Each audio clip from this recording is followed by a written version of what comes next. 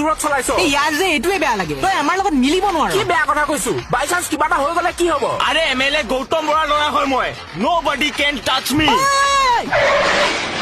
প্ৰখ্যাত ৰাজনীতিবিদ গৌতম বৰাৰ পুত্ৰৰ ওপৰত দুৰ্ঘটনাৰ অভিযোগ প্ৰমাণৰ অভাৱত নিশাৰ ভিতৰতে আৰক্ষীৰ জালৰ পৰা মুক্তি দেখ ফচুৱা গৈছে সেইদিনাখন তাত কোনো এক্সিডেণ্টে হোৱা নাছিল আমাৰ হাতত এভিডেন্স আছে এই ব্ৰো কৈছিলে নাই তোক নবডি কেন টাচ মি আৰে ডেড বডিয়ে নাইকিয়া কৰি দিলো বে ইয়াকে কয় দা পাৱাৰ অফ মানি তই আহচোন এফালে ক'ত যাও আৰে ক'ত লৈ গৈ আছ আৰে এইবোৰ ক'ত লৈ আহিছ এই ঘৰটো কাৰ হয় জাননে মই কেনেকে জানিম এই ঘৰটো সেই ল'ৰাটোৰ যাৰ ডেড বডিটো সেইদিনা তোৰ দেউতাৰ পইচাৰ মাজত কৰবাত হেৰাই গ'ল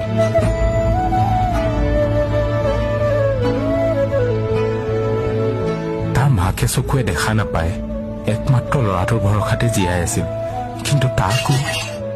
যতীন ফোনটো তই আহিছ নেকি নহয় মই তাৰ লগৰহে সি নাই নহয়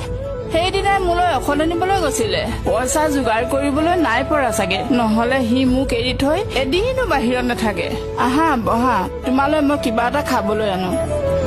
ভাই তই কিয় কান্দিছ ভুল তোৰ নাই ভুলেই মাকজনীৰ কাৰণ আজিৰ দিনত য'ত টকাৰে মানুহ কিনিব পাৰি তাত তেওঁলোকে দুখীয়া হৈ জন্ম ললে